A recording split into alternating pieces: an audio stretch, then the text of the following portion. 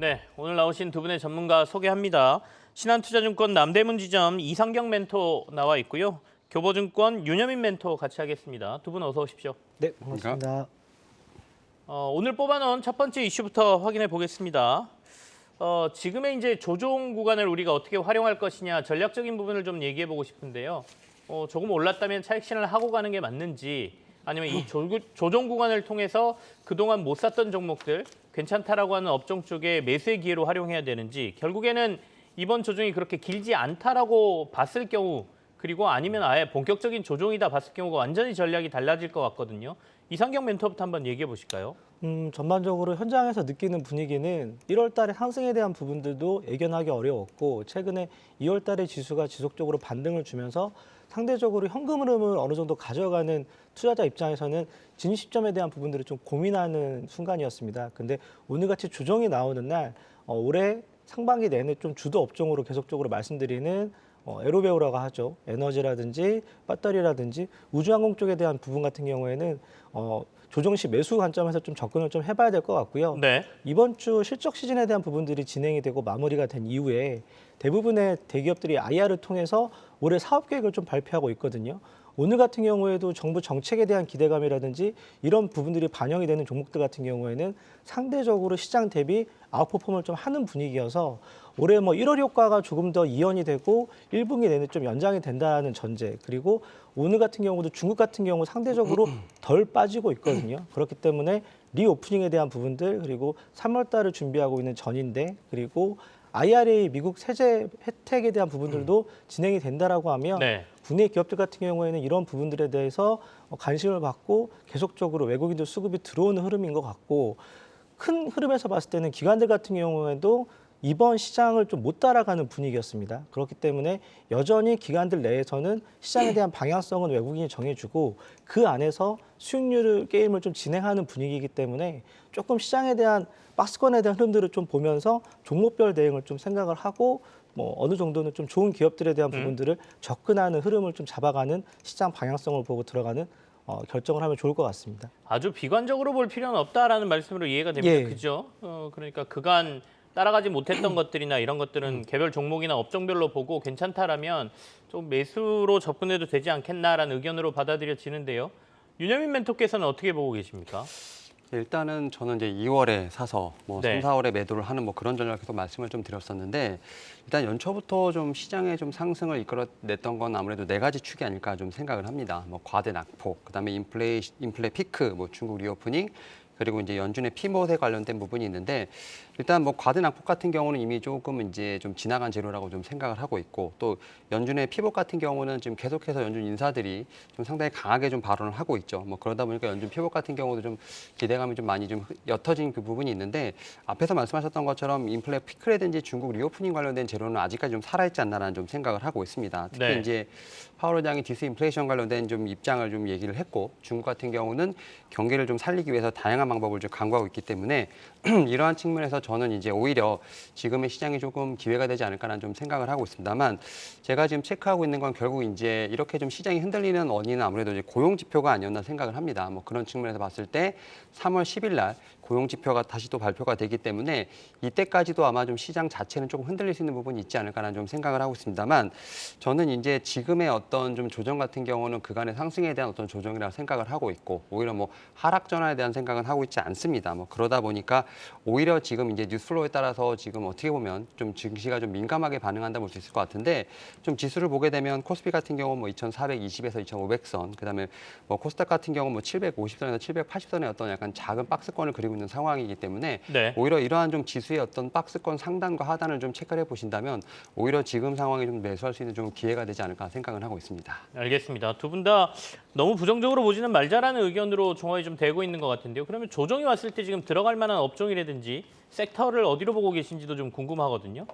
이상경 멘토. 예, 네. 앞선에 말씀드린 대로 정부 정책에 좀 따라가는 테마 업종이라든지 그런 기업들에 대한 관점을 계속적으로 좀 접근을 해야 될 것 같고요. 네. 제가 이번 달 초에 나와서 이제 캔코아 에어로스페이스라고 하는 우주 항공에 대한 업종들 이제 3월에 모멘텀이 있고 하반기에도 모멘텀이 쭉 이어지기 때문에 이런 부분들에 대한 좀 추적 관찰이 필요할 것 같고요.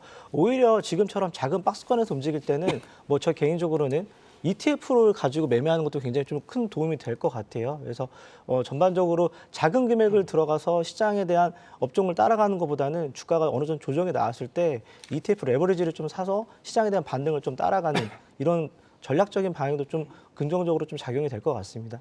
레버리지 사라는 거는 우상향 쪽으로 베팅하라라는 말씀이신 거네요. 예, 그러니까 뭐 과도하게 주가가 오늘처럼 네. 좀 빠지면 분할해서 좀 매수했다가 지수 반등이 나오면 오히려 매도를 하는 그래서 거래세랑 이제 주식 매매 수수료가 없거든요. 네. 그래서 그런 부분들이 그리고 이제 어느 정도는 포트폴리오 내에서 현금을 어느 정도는 크게 담을 수 있는 ETF이기 때문에 지수에 대한 작은 박스권에서는 오히려 ETF 매매가 조금 더 수월하지 않냐라고 생각을 하고 있습니다. 알겠습니다. ETF 레버리지까지 얘기하신다는 거는 조정 이후에 반등이 분명히 있을 거다라는 확신이 좀 있으신 것 같다라는 생각이 드네요. 근데 이제 아시겠지만 레버리지는 반대로 갔을 경우에는 그 손실폭도 2배로 커진다는 거 고려를 하셔야 됩니다. 그리고 이게 방향을 올라갔다 내려갔다 반복하다 보면 손실이 좀 커지거든요. 그래서 ETF는 확실한 확신, 내일 반등, 뭐 이번 주 내에 반등 이런 것도 믿음이 있으셔야 되니까 전략적으로 활용해 보시길 바라고요. 윤여인 멘토께서는 만약에 하락시, 그러니까 조금 조정이 있다라고 했을 경우에 눈여겨볼 만한 업종이나 섹터 어디로 보고 계세요? 일단 최근에 지금 2차 전지가 상당히 아웃퍼폼하고 있는 상황에서 오히려 지금 좀 올라가지 못했던 그다음에 또 이제 좀 모멘텀이 있는 저는 좀 폐배터리 쪽에 대한 좀 관심도 좀 유효하지 않을까 좀 생각을 하고 있고 또 이제 앞에서 말씀하셨던 정부 정책과 관련돼서 최근에 나오는 어떤 정책 중에서 뭐 우주항공도 있겠습니다만 로봇 관련된 쪽도 상당히 많이 나오고 있고 뭐 데이터 쪽 관련된 쪽도 좀 얘기가 많이 나오고 있는 상황이기 때문에 사실 로봇 관련된 종목 같은 경우는 좀 최근에 많이 쉬었죠. 그런 네. 측면에서 오히려 좀 이제 기술적 반등 혹은 정책에 대한 수혜를 좀 누릴 수 있는 섹터가 아닐까 좀 생각을 하면서 일단은 너무 많이 간 섹터보다는 오히려 좀 밑에서 움직일 수 있는 그런 섹터들을 좀 보시는 게 어떨까라고 좀 말씀을 드려보도록 하겠습니다. 한참 힘을 뿜었다가 지금 약간 조정 구간에 들어가 있었던 업종들을 말씀하신 거예요, 그죠? 폐배터리도 최근에 이제 다시 조금 주목받긴 하지만 정말 뜨거울 때에 비하면 좀 조정을 받고 있었던 상황이고 로봇도 그렇죠. 로봇 엄청 뜨거웠었잖아요. 삼성전자가 레인보우 로보틱스 그 유상증자 참여한다고 한 이후에 시세를 엄청 불을 뿜다가 조금 주춤거리고 있기는 하죠. 오늘은 레인보우 로보틱스 지금 0.27% 정도 상승하고 있네요. 로봇 쪽 이럴 때 조정 구간에서 한번 보자라는 말씀으로 들었습니다. 다음 이슈 보겠습니다. 자, 이제 반도체입니다. 반도체는 워낙 의견들이 다양하게 엇갈려서 현재 상황은 나쁘다라는 뉴스가 대부분이에요. 뭐 재고도 많고 뭐 수출도 줄고. 근데 이제 또 반면 다른 쪽으로 보는 사람들은 이제 재고 어느 정도 조정되고 곧 회복으로 갈 거니까 지금이 투자할 적기야 뭐 이렇게 얘기하시기도 하고 챗 GPT 때문에 D램 시장 엄청 커질 거야 뭐 이렇게 말씀도 하시거든요.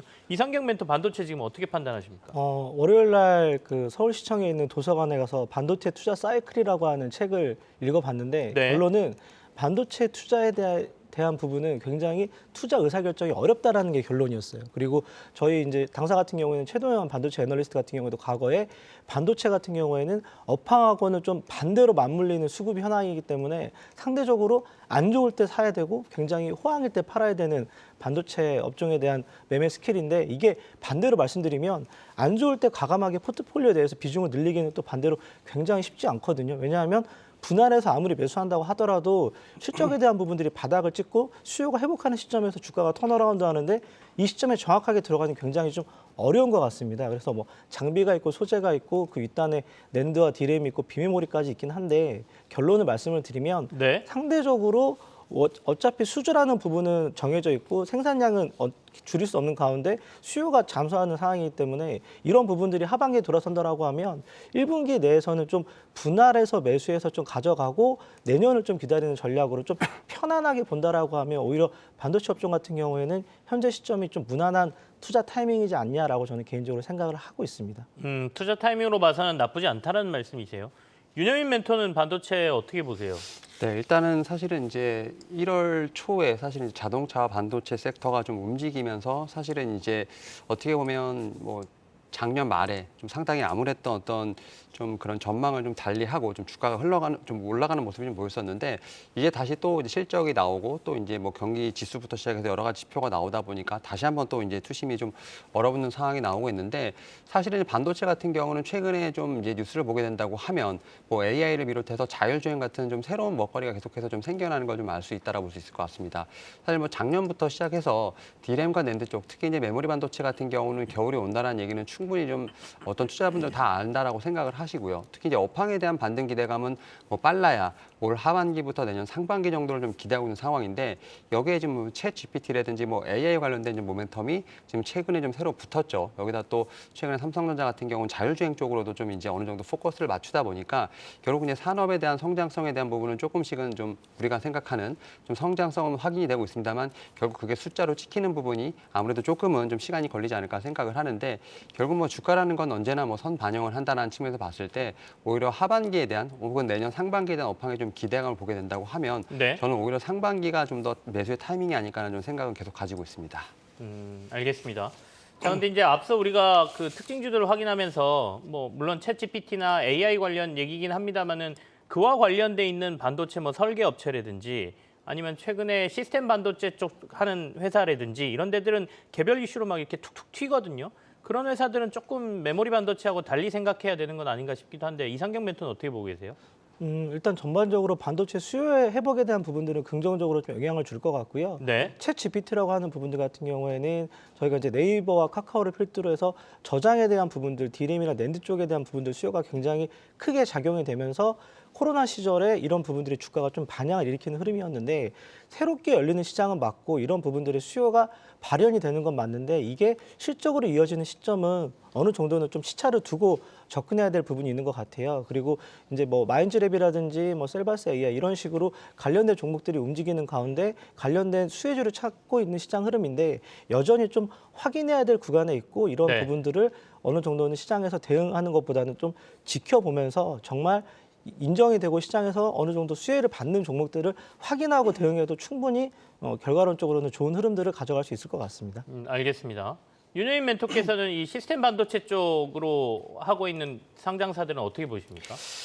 일단은 지금 말씀하셨던 것처럼 최근에 좀 이슈가 좀 붙으면서 그래도 최근에 좀 반등이 나왔었는데 일단은 저는 좀 기본적으로 봤을 때 좀 반도체 업황에 대한 부분들을 좀 보게 된다고 하면 일단 시스템 반도체 자체가 좀 어느 정도 탄력을 붙으려면 결국 이제 삼성전자부터 시작해서 좀 어떻게 보면 IT 대형주들의 좀 투자가 좀 어떻게 보면 선행돼야 되는 부분이 있지 않을까라는 좀 생각을 하고 있습니다. 지금 앞에서 말씀하셨던 것처럼 결국 기대감으로 일단 반등이 올라온 부분이 있다라고 생각이 들고 있고요.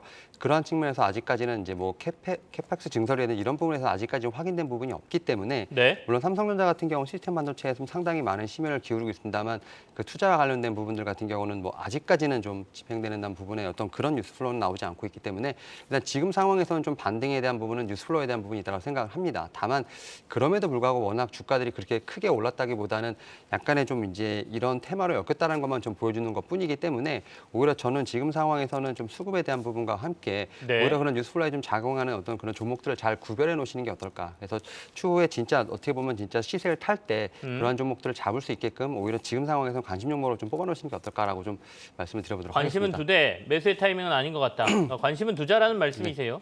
알겠습니다. 반도체 쪽 이슈를 저희가 좀 살폈습니다. 다음 이슈로 넘어갈까요? 다음 이슈는 저희가 OLED 뽑아놨는데요. 자, OLED도 이제 반도체하고 비슷하죠. 그러니까 대규모 설비 투자를 하면서 앞으로 치고 나가야 되는 업종 중에 하나지 않습니까? 디스플레이가 좀 그런데 OLED 쪽에 다시 LG도 그렇고 조금 더 신경을 쓴다라는 얘기가 나오면서 관련주들이 조금 괜찮습니다. 그래서 봄날이 올까라는 건데요. 이상경 멘토는 어떻게 보십니까? 봄날이 옵니까? 결론부터 말씀드리면 LCD 구조 조정을 마무리한 삼성전자와 LCD를 끌고 가고 있는 LG 디스플레이가 좀 다른 시장에서 평가를 좀 받는 것 같고요. 네. OLED 주가는 많이 빠져 있는 가운데 이 수요를 견인하는 건 F향이거든요. 그리고 저희들이 계속적으로 2년 전부터 말씀드리고 있는 플렉서블인데 그러면 이런 관련된 기업들이 수요 창출, 그러니까 예전에 코로나 때는 대형 가전 중심으로 어느 정도 수요가 좀 견인하면서 OLED 가격이 좀 회복하는 모습이었는데 오히려 코로나 이후 같은 경우에는 뭐 태블릿이라든지 저희가 많이 쓰고 있는 휴대폰 쪽 그리고 자동차에 들어간 디스플레이 이런 부분들이 어느 정도는 중국을 중심으로 회복이 되는 상황인데 주가는 많이 빠져 있는 게 맞습니다. 왜냐하면 LG 디스플레이를 중심으로 그 밑단에 있는 장비주들까지 어느 정도는 시장에서 가능성에 대한 부분들을 태핑은 하고 있는데 결국에는 애플이 과연 시장에서 얼마만큼 수요를 견인해 주느냐가 앞으로 향후 OLED 관련된 종목들에 대한 방향성을 정해줄 것 같아요. 그래서 이런 부분들은 아마 3분기 이후에 좀 확인이 될 것 같은데 주가는 많이 빠져 있는 건 맞습니다. 결론은. 주가는 많이 빠져 있는 건 맞다. 근데 전체적인 분위기로 말씀하신 분위기로는 나 같으면 안 사겠다라는 분위기인 것 같은데요. 윤여인 멘토는 어떻게 보세요? 예, 일단 최근에 좀 시장을 놓고 보게 되면 이제 실적 발표 이후에 오히려 좀 실적이 좋지 않았던 종목들에 대한 반등이 좀 나왔었습니다. 뭐 LG 디스플레이도 약간 그러한 측면에서 봐야 되지 않을까 좀 생각을 하고 있는데 일단은 지금 이제 수율과 관련된 부분뿐만 아니라 결국 이제 작년에 대한 어떤 적자가 올해 얼만큼 이제 터닝 어라운드 하느냐 또 여기에 얼만큼 뭐 감산을 하느냐가 어떤 제가 볼 땐 제조업 쪽에서는 좀 초미의 관심사가 아니었을까 좀 생각을 하는데 일단 애플이 좀 키플레이인 건 맞다라고 좀 말씀드릴 수 있을 것 같고 특히 이제 LG 디스플레이 같은 경우는 이제 OLED에 관련돼서 물론 이제 기존에 뭐 가정용도 있겠습니다만 결국 이제 전장용으로 얼만큼 빠르게 전환하느냐도 제가 볼 때는 하나의 키가 아닐까라는 좀 생각을 하고 있습니다. 뭐 전기차라든지 자율주행 관련된 쪽으로 해서 지금 전장 기술이 상당히 고도화되고 있는 상황이기 때문에 네. LG 그룹 자체에서도 결국 이제 전장화에 대한 부분을 상당히 신경 쓰고 있다라는 측면에서 봤을 때 LG 디스플레이도 결국 그런 쪽으로 좀 수요가 포커스가 되지 않을까라는 좀 생각을 하고 있고 또 이제 앞에서 말씀하셨던 것처럼 이제 이 애플 같은 경우가 이제 태블릿뿐만 아니라 노트북용에도 지금 OLED를 좀 탑재하겠다는 뭐 얘기가 좀 나오고 있는 상황이기 때문에 뭐 삼성이라든지 LG라든지 뭐 중국 BOD까지도 계속해서 뭐 경쟁을 한다 뭐 이런 측면이 있기 때문에 제 입장에서 보게 된다고 하면 OLED로 결국 이제 커져가는 시장을 막고 여기 또 네. 전장용까지 어떤 플러스도 있겠습니다만 결국 이제 한 번에 좀 시세가 나왔기 때문에 이제는 좀 밑에서 좀 많이 올랐죠. 물론 이제 어떻게 보면 좀 주가를 놓고 보게 되면 그렇게 많이 오른 건 아닙니다만 사실은 좀 시장이 빠르게 좀 돌고 있는 상황이기 때문에 이제는 좀 이런 감산이라든지 숫자에 대한 확인은 좀 필요한 상황이 아닌가라는 생각을 하면서 일단 좀 보유하시고 계신 분들 같은 경우는 좀 약간의 좀 리스크 관리를 해보시는 게 어떨까라고 말씀을 드려보겠습니다. 보유하신 분들은 뭐 수익 났으면 차익 실현 좀 하시라 이런 말씀이시죠? 네, 맞습니다. 알겠습니다. OLED가 여기서 또 한 번 더 한 단계 더 올라갈까에 대해서는 두 분 다 약간 물음표를 그으셨어요. 분명히 조금 좋아지고 있는 건 맞지만 본격적으로 이 외에도 다른 거 투자할 것들 많은데 굳이 왜 우리가 OLED를 보겠나라는 의미로 저는 받아들였습니다. 우리 시청자 여러분들 어떻게 받아들이셨는지 모르겠는데 OLED 이 전략은 저희가 이렇게 정리를 하죠. 다음 이슈로 넘어가 보겠습니다. 앞서 이제 만약에 조정 구간에 들어간다면 지금 관심 가질 만한 섹터가 어디 있겠느냐 했을 때 로봇 얘기가 살짝 나왔습니다. 오늘 로봇주들 중에 개별주들 괜찮은 것들이 좀 있어요. 다시 로봇으로 바람이 부나 싶기도 한데요. 한번 얘기해 볼까요? 이상경 멘토 얘기 먼저 하시죠. 네, 뭐 자율주행 정부 법안이 통과가 되고 전반적으로 레벨 4를 각각 진행을 하면서 북미 같은 경우에는 향후에 이제 뉴욕을 중심으로 운전자가 없는 택시가 이제 2025년부터 움직인다라고 결과가 나왔거든요. 그렇기 때문에 전반적으로 기계 업종을 중심으로 로봇 산업에 대한 수요 그리고 자율주행까지 이어지는 산업에 대한 혁명들이 쭉 가져가면서 관련된 기업들이 연초부터 좋은 흐름들을 좀 이어주고 있는데 말씀드린 대로 결과론적으로는 정책이라든지 방향성은 맞는데 실적에 대한 부분들을 과연 가져올 수 있냐라고 하는 부분들은 아마 한 4월 중순 이후에 좀 확인을 해봐야 될 것 같고요. 다만 국내를 중심으로 발현되고 있는 산업이 아니라 미국을 중심으로 끌어가고 있는 방향성에 대한 산업이기 때문에 네. 여전히 좀 긍정적인 방향성에 대한 부분들을 보고 접근을 해야 될 것 같고요. 뭐 저 개인적으로는 로봇에 대한 관심이라든지 이제 AI 들어가는 프로그램에 대한 관점도 굉장히 중요한데 결국에는 자율주행의 끝에 있는 거는 자동차 업종이거든요. 그래서 현대모비스를 중심으로 만도까지 이어지는 자동차 부품 업종에 대한 관심은 여전히 유효한 것 같고요.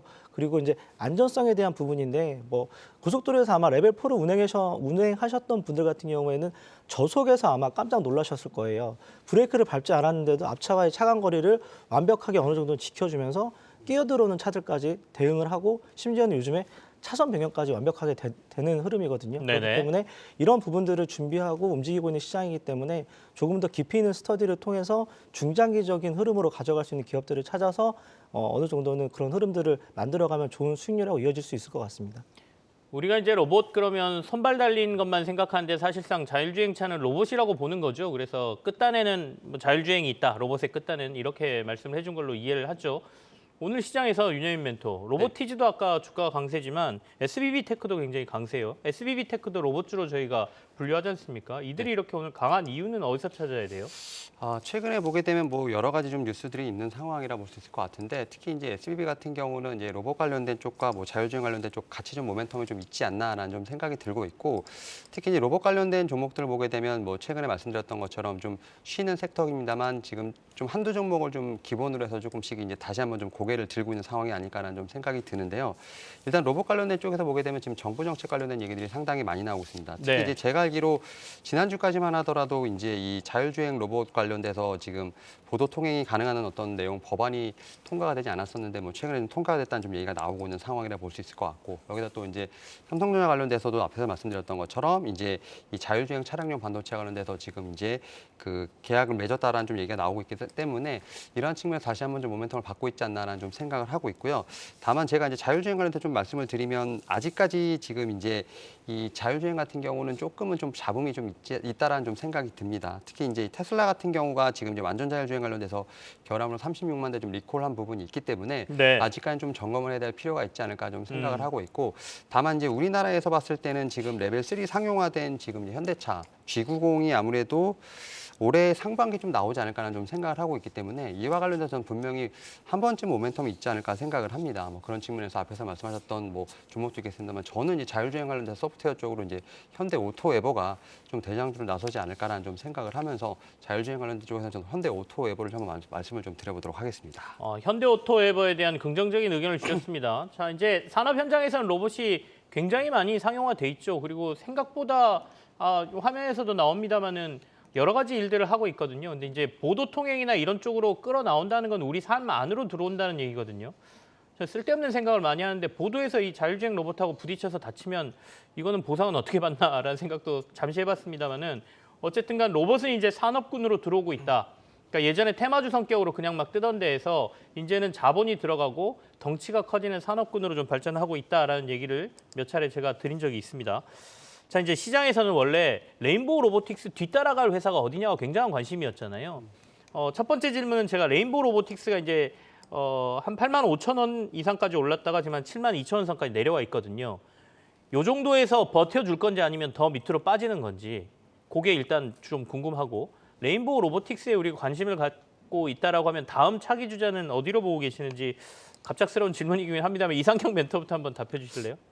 제가 아마 10월 말 정도에 레인보우 로보틱스 말씀을 네네. 드렸던 걸로 기억이 나고 그때 뭐 삼성 발에 대한 부분보다는 저희가 이제 커피 머신을 필두로 해서 최근에 쿠팡에 대한 부분들 그리고 유일하게 기계 업종을 필두로 해서 뭐 카이스트 출신의 석각 박사들이 약 한 20년 동안 투자했던 부분들이 발현이 되는 시점에서 상장을 하고 주가에 좀 어느 정도 좀 좋은 흐름들을 예견을 본다라고 말씀을 드렸는데 주가 수준은 굉장히 어느 정도 올라와 있는 상태이기 때문에 여기서 추가적으로 레벨업이 된다라고 하면 수요에 대한 부분이라든지 그리고 시장의 MS에 대한 부분들 결론은 매출이 일으키고 거기 떨어지는 ROE가 얼마만큼 발현이 되는지에 대한 부분들을 확인을 해야 될 것 같고요. 네. 다음 주자 같은 경우에는 뭐 유일 로보틱스 정도가 그 다음 흐름일 것 같아요. 주가는 좀 빠져있긴 한데 상대적으로는 레인보우 로보틱스 대비해서 주가는 좀 저평가 국면이긴 한 것 같거든요. 그래서 아마 로봇 업종들이 움직인다라고 하면 그 다음이 유일 로보틱스 정도가 되지 않냐라고 저는 개인적으로 보고 이상경 있습니다. 멘토께서는 레인보우 로보틱스 뒤이을 후발 주자를 유일 로보틱스로 보고 계시고 레인보우 로보틱스의 주가는 여기서 한 단계 더 레벨업 되려면 향후에 실제로 회사에서 나오는 실적이라든지 여러 가지를 좀 보고 판단해야 될 것 같다라고 의견 주셨습니다. 우리 윤여인 멘토는 어떻게 보세요? 그래도 저는 로봇 중에서 그래도 조금 실적이 나올 수 있는 종목은 이제 SPG가 아닐까라는 좀 생각을 하면서 좀 SPG가 좀 다음 제가 볼 때는 좀 주자로서도 좀 제가 볼 자기 때 주자는 SPG 다. 손색이 없지 않을까 네. 생각을 하고 있는데 일단 뭐 유일로보틱스나 지금 이제 거의 지금 제가 볼 때는 이제 그 로보틱스 같은 경우는 좀 상당히 좀 차트가 비슷합니다만 SPG 같은 경우 상당히 많이 눌렸죠. 어떻게 보면은 좀 이제 하단을 좀 많이 지지하는 부분이 있겠습니다만 다른 로봇주에 비해서 상당히 좀 아웃퍼폼하지 못한 모습이 좀 나왔었는데 오히려 실적적인 측면에서 보게 되면 저는 이제 SPG가 좀 더 안정적인 부분이 아닐까라는 좀 생각을 하고 있고 특히 이제 이 전망 사업에 대한 부분이 좀 어느 정도 좀 커가는 부분이 있기 때문에 특히 이제 산업용 로봇이라든지 협동 로봇과 관련돼서 제가 볼 때 초정밀 관련된 쪽에 이제 감속기 수요도 분명히 늘어날 것으로 보이기 때문에 뭐 다음 타자로는 저는 SPG도 한번 좀 봐야 할 종목이 아닐까라는 좀 생각을 하고 있습니다. 알겠습니다. 저는 이렇게 두 분의 의견이 엇갈리는 게 좋습니다. 두 분이 같은 의견 하시면 판단은 쉬운데 그래도 여러 종목을 좀 알고 싶거든요. 그래서 다음에 나오실 때는 양쪽에다 이렇게 달고 나오시죠. 한 분은 뉴일 로보틱스, 한 분은 SPG 이렇게 달고 나오시면서 매일 한번 체크해보는 것도 재밌을 것 같다는 생각이 드네요. 자, 로봇주에 대한 관심 저희가 얘기하면서 만약에 레인보우 로보틱스처럼 뭔가 시장에서 다시 한번 관심 갖고 후발주자로 튈 수 있는 종목들 한번 저희가 꼽아봤습니다. 이건 이제 두 분의 의견이시니까요. 여러분의 판단은 또 스스로 하시는 게 맞습니다. 항상 제가 이 말씀 드리는데 이거 보험 드는 차원은 아니고요. 진짜로 본인이 이제 판단하셔야 되기 때문에 드리는 말씀이에요. 자, 다음 마지막 이슈는 효성그룹 관련주들을 저희가 좀 보는데요. 요즘 뭐 효성 TNC, 효성화학이 굉장히 많이 오르고 있죠. 그래서 불꽃 랠리라는 표현을 써봤습니다만 이걸 추가로 더 오를까요? 어떻게 봐야 될까요? 이상경 멘토 어떻게 보세요? 정말 잘된 기업 분사라고 봐야 될 것 같아요. 효성그룹 같은 경우에는 뭐 현대중공 같은 경우에는 기업 분사 이후에 주가 재평가가 어느 정도는 조금 시간이 지연이 되고 리레이팅되는 국면들이 이연이 되는데 효성그룹 같은 경우에는 정말 어느 정도는 좀 좋은 평가를 받고 시장에서 매출과 영업이익이 따라오는 대부분의 업종인 것 같습니다. 최근에 원달러 환율도 올라오고 유가도 80불대 전후로 안정을 좀 찾는 분위기고 뭐 나머지 대부분의 커머더티가 좋은 흐름이기 때문에 이 마진에 대한 스프레드가 좀 반영이 되면서 분기 계속적으로 매출을 좀 갱신하는 흐름인 것 같고 효성 TNC 같은 경우에는 화학과 섬유 업종 특히 이제 저희가 스판덱스라고 하는 부분들에 대한 매출 1위를 기록을 하고 있고요. ESG에 관련된 좋은 기업에 대한 평가를 받고 있는 부분이에요. 그래서 폐플라스틱, PT병 20개를 모아서 실로 만들고 이런 재활용하고 이런 부분들 다시 또 생산을 할 때 나오는 물량들에 대한 부분들까지 다시 또 어느 정도는 재활용을 하는 좋은 기업에 대한 부분들을 평가를 받고 있어서 네. 이런 그린 기업 같은 경우에는 중장기적으로 좀 보는 좋은 흐름들을 좀 이어져 갈 것 같고요. 화섬에 대한 부분 같은 경우에는 중국이 좀 살아나면서 전인대 영향을 계속적으로 좀 받는 것 같습니다. 그렇기 때문에 수요에 대한 부분들도 좀 확인을 하면서 주가가 조금 더 계속적으로 상승에 대한 기조로 이어갈 가능성이 있을 것 같습니다. 네. 자, 효성 TNC는 굉장히 훌륭한 이름을 가진 대표이사가 계시죠. 김치영 대표이사라고. 제가 여러 번 말씀드리는데 언제 한번 방송에 모셔서 같이 대화 한번 해보고 싶다라고 말씀을 드리고 있습니다. 혹시 회사 관계자분들은 한번 저희 방송에 나와줄 수 있도록 해주시기 바랍니다. 효성 TNC 요즘 주가가 굉장히 좋은 상황이죠. 윤영인 멘토는 이 효성그룹들 최근에 주가 상승을 어떻게 평가하고 계세요? 일단 뭐 효성 TNC 같은 경우 앞에서 설명을 해주셨고 저는 이제 효성화학에 대해서 좀 말씀을 드리면 최근에 이렇게 좀 많이 눌렸던 종목들의 좀 반등이 좀 상당히 많이 나오고 있는데요. 물론 이제 실적에 대한 뭐 기대감뿐만 아니라 여러 가지 좀 모멘텀이 있습니다만 저는 이제 이렇게 좀 눌렸던 종목들이 좀 올라온 데는 좀 공매도에 대한 영향도 분명히 있지 않을까. 특히 쇼키즈에 대한 부분도 있지 않을까라는 좀 생각을 하고 있습니다. 특히 이제 최근에 철강, 화학종, 이제 경기 민감 업종에 대한 부분, 물론 이제 중국의 레오프닝 관련된 부분으로 인해서 좀 어느 정도 영향을 받겠습니다만 특히 이제 제가 볼 때는 이 종목들 간에서 특히 이제 선순환이 돌 때 확실히 좀 바닥에 있는 종목들이 많이 올라오는 모습을 좀 볼 수 있을 것 같습니다. 뭐 그런 측면에서 저는 이제 뭐 화학이라든지 철강이라든지 건설 같은 종목들 같은 경우가 어떤 중국의 리오프닝 관련된 종목과 함께 좀 같이 엮이면서 좀 올라오는 부분들 여기에 또 수급적인 부분도 같이 작용하지 않나라는 좀 생각을 하고 있습니다. 뭐 그런 측면에서 저는 이제 오히려 이렇게 좀 밑에 있는 종목들 같은 경우가 오히려 좀 아웃퍼폼할 수 있는 좀 그러한 좀 상승 력이 좀 남아있다는 측면에서 봤을 때 저는 뭐 이제 앞에서 말씀드렸던 모멘텀보다는 좀 기술적으로 수급에 대한 부분을 좀 한번 말씀을 좀 드려보도록 하겠습니다. 알겠습니다. 자, 효성그룹 요즘 괜찮은 주가들 저희가 확인해 봤고요. 앞으로 전략에 대해서도 간단한 팁들을 주셨으니까 참고하시길 바라겠습니다. 오늘 시장 이슈는 여기서 마무리하고요. 두 분이 가져오신 종목 확인해 보겠습니다.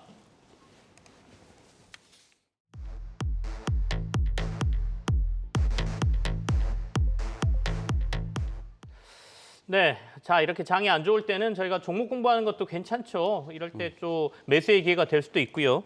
오늘 가져오신 종목 확인해 보겠습니다. 이상경 멘토 TYM 가져오셨습니다. 국내 1위를 넘는 글로벌 질주. 뭐 해외에도 뭐 농슬라 뭐 이런 회사들 있지 않습니까? 요즘 농기계 여기도 자율주행 뭐 이런 것까지 같이 포함되어 있으니까요. 같이 얘기 나눠보고요.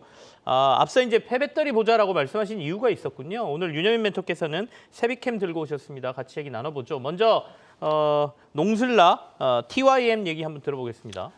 전일 IR 담당자랑 통화를 하면서 26일까지 증여세에 관련된 부분들은 좀 마무리가 될 것 같고요. 2달 동안 평가를 받으니까 그리고 실적에 대한 부분들 같은 경우에는 아마 지금 회계감사 기간인데 금주에 좀 발표할 예정이다라고 저는 전달을 받았습니다. 그렇기 때문에 매출과 영업이익은 4분기에 환율 효과까지 감안한다라고 하면 상당히 좀 긍정적으로 나올 것 같고요. 디어라고 하는 주식이 미국에서 계속적으로 신고가를 기록을 하고 있고 지난주에 실적을 발표하면서 주가가 7% 가까이 급등하는 모습이었는데 아마 농산물 가격이 오르고 이런 부분들이 농부들이 좀 어느 정도 수혜를 보면서 농부들 입장에서는 새로운 기계 그리고 자율주행 최근에는 레벨 2라 그래서 앞뒤로 갔다 왔다 갔다 하는 기계가 발현이 되고 이번 박람회를 통해서 수출에 대한 부분들을 또다시 추가적으로 가져오는 흐름인 것 같거든요. 그리고 전반적으로 직원들 분위기와 회사 내용들을 본다라고 하면 과거에 제가 탐방을 갔던 인바디라고 하는 바이오스페이스 이런 기업과 좀 맞물리는 것 같아요. 워낙 직원들에 대한 회사에 대한 강점이라든지 분위기가 좋게 발현이 되고 있는 상황이어서 네. 농기계 쪽에 대한 부분들 특히 자율주행 트랙터 이항기 그리고 잔디 깎는 기계까지 계속적으로 계속 매출이 이연이 되는 모습이기 때문에 국내에서도 좋은 평가를 받고 있고 무엇보다도 해외에서 좋은 긍정적인 효과를 발현하고 있는 기업이다라고 보면 좀 중장기적으로 좀 봐도 충분히 좋은 흐름을 이어갈 것 같습니다. TYM 목표가하고 손절가 좀 제시해 주시겠습니까? 예, 목표가 같은 경우에는 4,000원 제시할 수 있도록 하고요. 네. 손절가는 2,200원 말씀드리도록 하겠습니다. 알겠습니다. 목표가 4,000원, 손절가 2,200원 제시해 주셨습니다.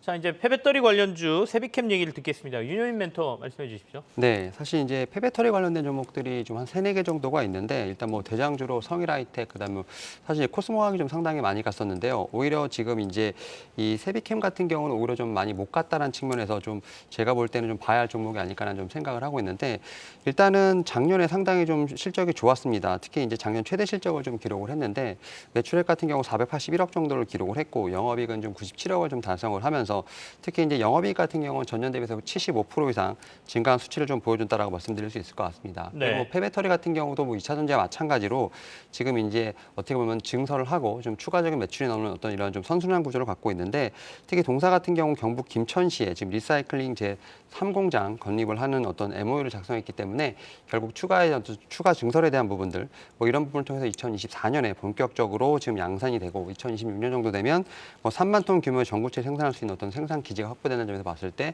충분히 제가 볼 때는 캐파가 늘어날 수 있다는 볼 수 있을 것 같습니다. 네. 그리고 지금 이제 CRMLA에서 좀 유럽판 IRA가 지금 이제 초안이 3월 14일 날 공개될 것으로 보이고 있기 때문에 제 생각엔 분명히 일정 매매도 충분히 가능한 종목이 아닐까라는 좀 생각을 하고 있습니다. 특히 유럽 내에서 지금 폐배터리 재활용 관련돼서 좀 상당히 관심이 높기 때문에 이와 관련돼서 지금 가지 않았던 세비캠 같은 경우는 한 번 정도는 분명히 일정 매매도 가능하고 또 추가적인 어떤 모멘텀도 받을 수 있는 종목이 아닐까라는 생각을 하고 있습니다. 이에 따라서 전 충분히 지금도 뭐 제가 볼 때는 아직까지 눌려있는 구간이라 생각을 하고 있고요.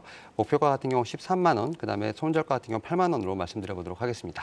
유럽판 IRA라고 불리는 것들이 시행되면 또 한 번 이 폐배터리 관련주들은 관심을 받을 것이다. 이런 말씀이십니다. 그러니까 일정 매매도 가능한 종목으로 보인다라는 말씀이시죠. 세비캠도 그렇고 성일하이텍도 그렇고 상장한 지는 그렇게 오래된 종목은 아니지 않습니까? 근데 시장에서 워낙 강한 관심을 받았던 종목이어서 혹시나 오버행 이슈라든지 아까 새로 뭐 공장을 짓는다라고 했는데 새로 자금을 조달할 이슈나 뭐 이런 것들은 없을까요? 지금 이제 말씀하셨던 세비캠 같은 경우는 2월 초가 6개월이 지났기 때문에 일단은 좀 오버행 이슈는 어느 정도 좀 마무리되지 않았나 좀 생각을 하고 있고 이 네. 말씀하셨던 것처럼 이 자금 조달 관련돼서는 아직까지는 MOU를 체결한 상황이기 때문에 이와 관련돼서 아직까지 뭐 투자 관련된 금액은 아직 나오진 않았습니다. 이에 따라서 네. 일단은 말씀드렸던 것처럼 일단은 뭐 일정 매매에 대한 부분을 좀 포커스를 해보는 게 좋지 않을까 좀 생각을 하고 있고 그 이후에 나오는 거에 대해서는 뭐 추가적으로 한번 팔로우 해드리도록 하겠습니다. 알겠습니다. 뭐 상장한 지 얼마 안 되기 때문에 상장 그 유치 자금이 있겠죠. 이걸 투자하긴 할 텐데 만약에 규모가 커지면 혹시나 뭐 또 다른 자금 유치가 있지 않을까라는 생각에 여쭤봤습니다. 두 분하고 오늘 TYM하고 세비캠 두 종목 확인해봤습니다. 오늘 두 분 고맙습니다. 감사합니다.